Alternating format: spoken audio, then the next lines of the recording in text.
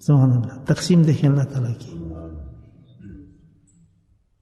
تقسیم دیکھیں، تقسیم دیکھیں اللہ نے کیا کیا کہ ان کا نہیں سوچا، پہلے اس کا سوچا کہ جو بالکل جہنم کی آگ میں جا رہا ہے آدمی، جو بالکل برباد ہے، 0/0 ہے. اللہ نے وہاں سے سٹارٹ کیا ہے کام اپنا، رحمت دینے، خیرات دینے کا کام. جیسے ایک بادشاہ تقسیم کرتا ہوں نا کسی کو خیرات دینے کے لیے، اس نے مجمع لگایا بادشاہ نے، تو اس میں طاقتور لوگ بھی ہوں گے، کمزور لوگ بھی ہوں گے، بیچارے مسکین بھی لوگ ہوں گے. تو طاقت والوں کو تو کہتے کہ آگے چلے جاتے ہیں نا حاصل کرنے کے لیے کسی چیز کو، جاندار جو لوگ ہوتے ہیں. لیکن مسکین جو ہوتے ہیں کمزور پیچھے رگڑ رہ جاتے ہیں، آخر میں باری آتی ہے کہ مل جائے خیرات. بادشاہ لانے کے لیے نہیں، سب سے پہلے لائن میں وہ لوگ ہیں جو ضعیف اور کمزور لوگ ہیں، وہ آ گیا ہے. کتنے خوش ہوں گے لوگ، ہوں گے نا. دیکھو کتنا اچھا بادشاہ سے مسکین کے خیر کیا. تو اللہ سبحانہ تعالیٰ نے جب خیرات تقسیم کرنا شروع چاہتا ہے خیرات دینا، تو اس نے بھی دیکھیں کیسا اعلان فرمایا. وہ تو بادشاہوں کا بادشاہ ہے. اس نے نہیں دیکھا کہ میں دیکھوں میرے اتنے عبادت گزار لوگ ہیں، اتنے بلند لوگ ہیں، ان کی طرف توجہ دی.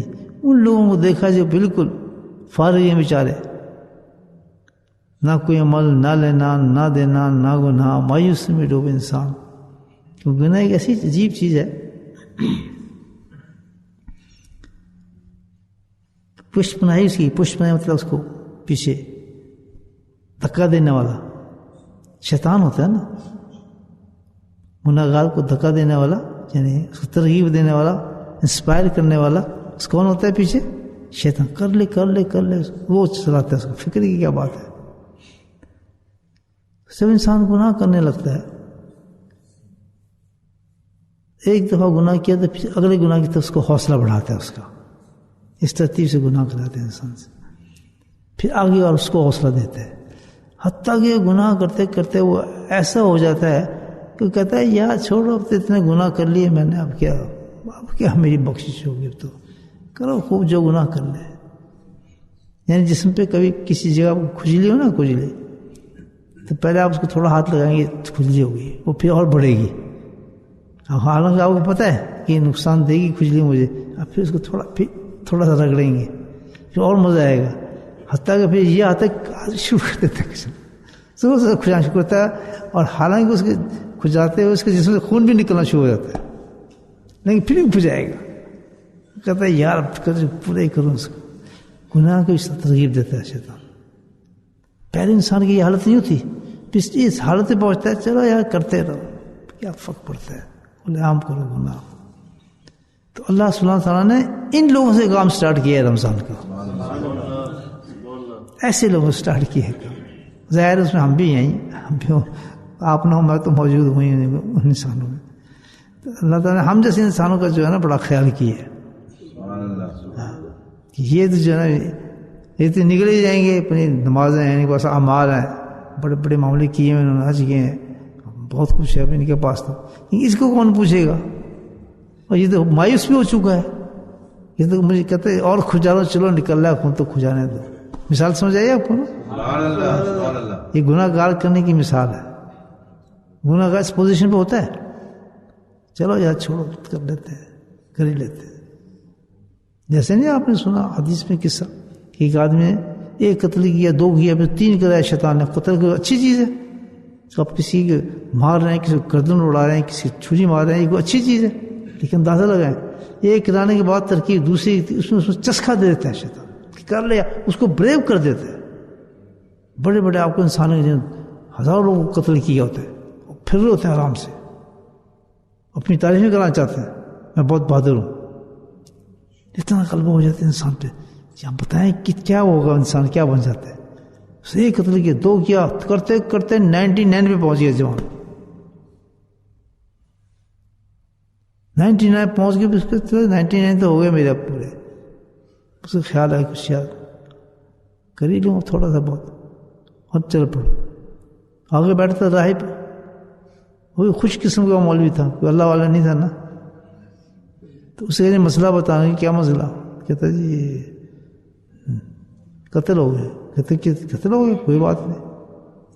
کہتے ایک نہیں, کہ دو, کہتے 3 4, نہیں جی کتنے ہو گئے 99. کہتے ہو تو ادھر کدھر آگے بدتمیز نالائق ایسے ہوتا ہے, چل بھاگ یہاں سے. کہ خدا 2-3 تھکے مارے, تجھے کون بخشے گا, تیرا کیا حال ہو سکتا ہے, ختم. اچھا جی یہ معاملہ ہے, کوئی ہے ہی چانس نہیں کہتا, نہیں کہتا ٹھیک ہے پھر 100 ہی پورے کرتا ہوں. اس کو بھی فارغ کر دیا اس نے. تو یہ حالت ہوتا ہے انسان کے گناہ کرتے ہوئے. یہ بدترین جو گناہ ہے قتل دنیا کے اندر, آسم اس کو کر دیتے ہیں. بدترین گناہ دیکھتا ہے کہ پتہ ہے اس کو میں ڈرگ کر رہا ہوں, یہ میں کیا کہتا ہوں اس کو, ڈرگز جو ہوتے ہیں, میں پی رہا ہوں یا پینے کے اس کو اسموک کر رہا ہوں, جس طرح بھی وہ لیتا ہے, ہزاروں قسم کے اب تو ڈرگز ہیں, تو اپنے آپ پہ ظلم کر رہے وہ. لیکن اس گناہ پہ اس طرح لذت کو دیتا ہے, کہتا ہے یار چلو کرتے رہتے ہیں, کرتے رہتے ہیں, کرتے کرتے یہ حالت ہے سوکھا لکڑی بن جاتا ہے, ایسے کھڑا ہوتا ہے دیوار کے ساتھ, سگریٹ پکڑے. کس کا نقصان کیا اس نے؟ اس کا اپنا. کیوں کہ اس کو شیطان نے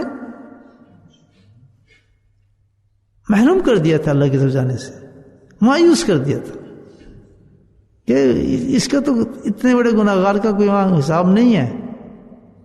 یہ بات سمجھ رہے ہیں کہ اتنے بڑے گناہگار کے حساب کوئی نہیں ہے بھائی, تو بہت کرتا رہے, اب کر رہے جو کچھ کرتا ہے, لگا رہے اپنے کام سے. چھوڑی عادت کو لے لیں آپ, تو بڑی بات بتائیے. گناہ تو سارے گناہ ہی ہوتے ہیں, کہ ہر گناہ آپ کو, جنت تو کوئی گناہ لے کے نہیں جائے گا. جی میں نے جی بس یہ چھوٹا سا گناہ کیا تھا, جنت میں جانا ہے, کہتے ادھر جا آگ میں, پہلے آگ میں جا کے اس گناہ کو ختم کر. کیا گناہ تھا؟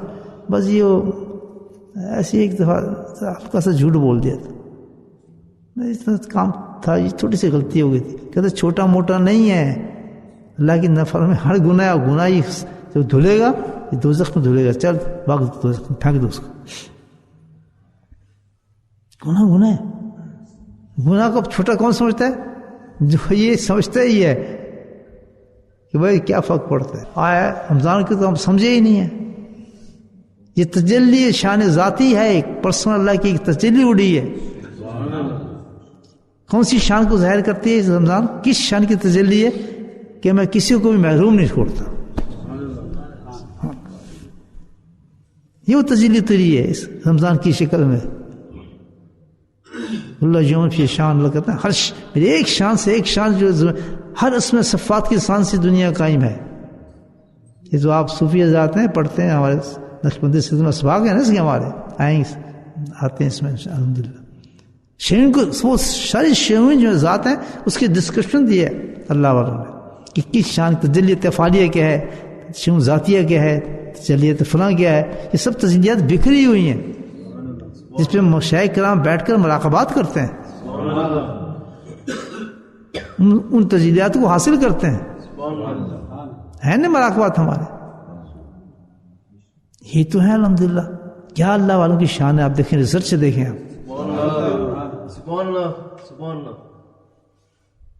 تو میرا دل گواہی یہ دیتا ہے کہ رمضان جو ہے نا, میرے ذہن میں آئی, میں نے آپ کو بتایا, یہ تجلیات ذاتیہ کی جو تجلی ہے اللہ تعالیٰ کی, کون سی تجلی کہ جو اللہ کہتا ہے کہ میں کسی بندے کو محروم نہیں چھوڑوں گا.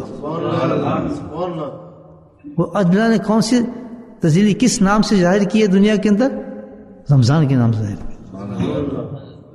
اتنا تک ہی پریز کا اس کو کیا, کیوں کہ وہ اس عبادت کو نہیں دیکھ رہا ہوتا, وہ سوچ رہا ہوتا ہے کہ کیا مرتے دن تک یہ عبادت مجھے نصیب ہوگی بھی یا ہوگی نہیں ہوگی, کیا اسی طرح میں اللہ کا نام لے بھی سکوں گا نہ لے سکوں گا. کہیں ایسا نہ ہو کہ جس قرآن کی آج میں تلاوتیں کر رہا ہوں, ختم کر رہا ہوں, مرتے وقت جس سے مجھے نفرت ہو جائے. اور ہوتے دیکھا ہے دنیا کے اندر لوگ جاتے ہیں ایسے میرے بھائی. بس ایک ہی چیز یاد رکھو, ایک چیز کا دھیان رکھو کہ اللہ کا خوف زبردست ہو اور اللہ کی رحمت کا انتظار ہو کہ وہ بچا سکتا ہے. میری یہ حالت, میرے یہ خیالات, میرا یہ سوچنا, میرے یہ کرتوت, میرے یہ کام, اللہ میں کیسے بچوں گا؟ اس کے لیے اللہ نے پہلا شرط رکھا رحمت کا, کہتا ہے میں تجھے بچانے ہی آیا ہوں.